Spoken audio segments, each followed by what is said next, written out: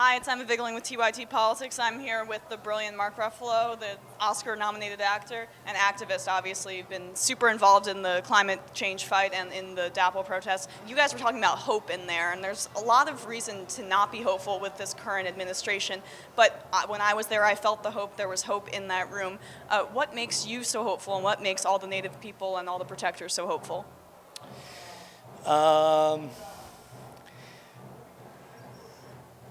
I just see this as an enormous opportunity.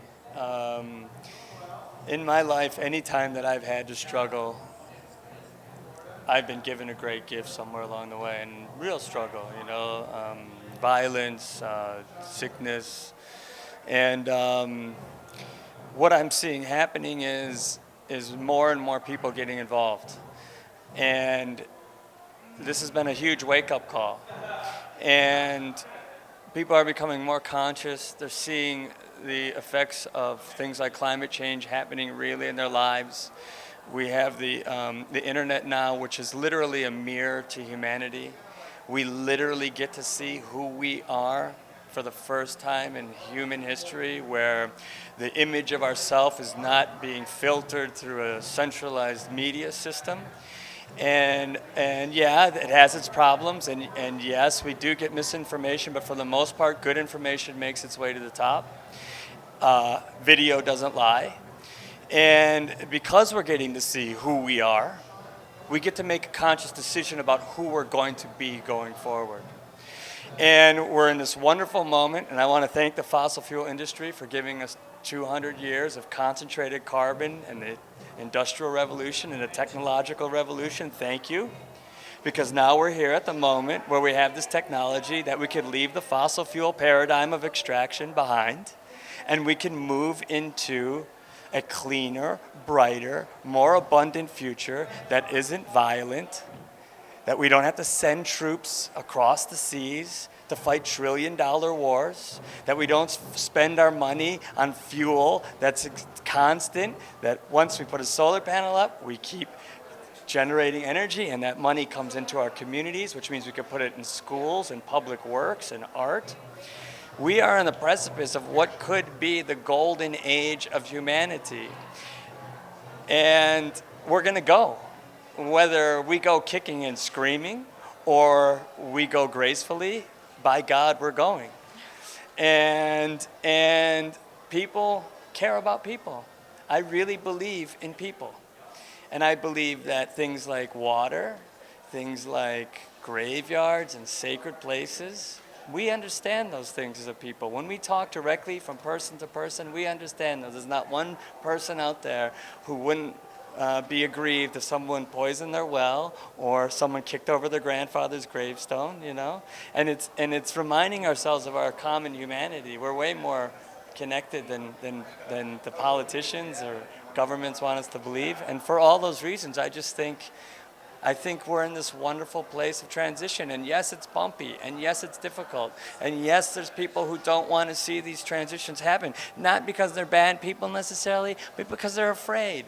Well, you talk about people that are stuck in their old ways. You mentioned the media, and when I was watching the CNN election coverage, it was sponsored by Vote for Energy, which is the American Petroleum Institute initiative, which is ridiculous, Orwellian turn of phrase.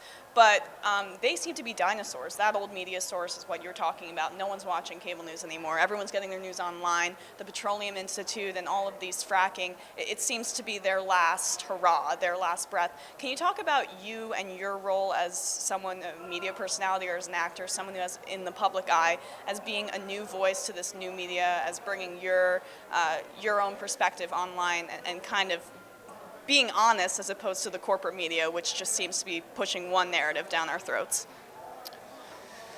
Well, I see we're living in this distributed era.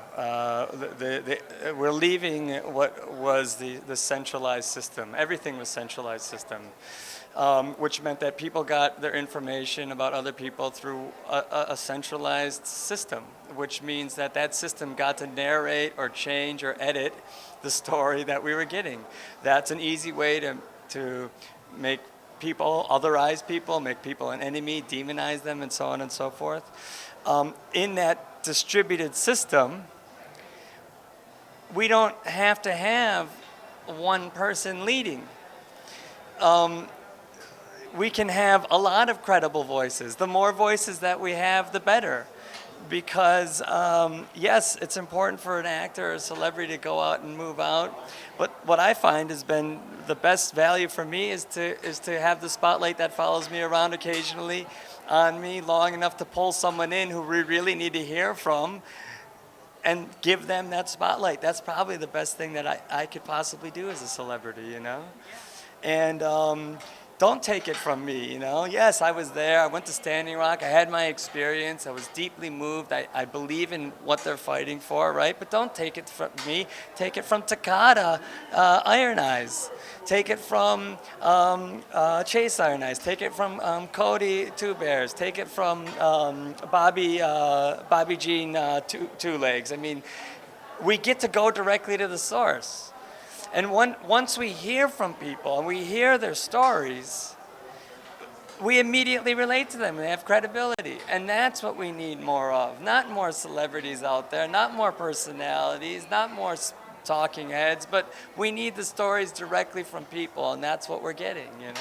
Well, if only the media would be giving them a voice. Can you just plug Defund DAPL really quickly? That's the last thing I'll ask of you. Yes. So one of the big movements that's happening right now to stop this pipeline is to defund. Take your money out of the banks that are committing crimes against people. Shooting people with rubber bullets, beating them, macing them, tear gassing them, blowing their arms half off with concussion grenades, spraying them with water in sub-freezing weather. That's what your bank is doing. Citibank is doing that. They're funding that. Okay? Wells Fargo is funding that. TD, right? Yeah. Chase, all of these banks are funding that. And so today, tomorrow, you can go and take your money out of those banks. There's great credit unions, there's great smaller banks, there's banks owned by people of color that are beautiful banks, fair banks, that you get just as much value from, if not more, and clean up your life in every aspect. So defund DAPL, defund DAPL.org. And we'll tell you how to do it. You heard it here, folks. Thanks so much.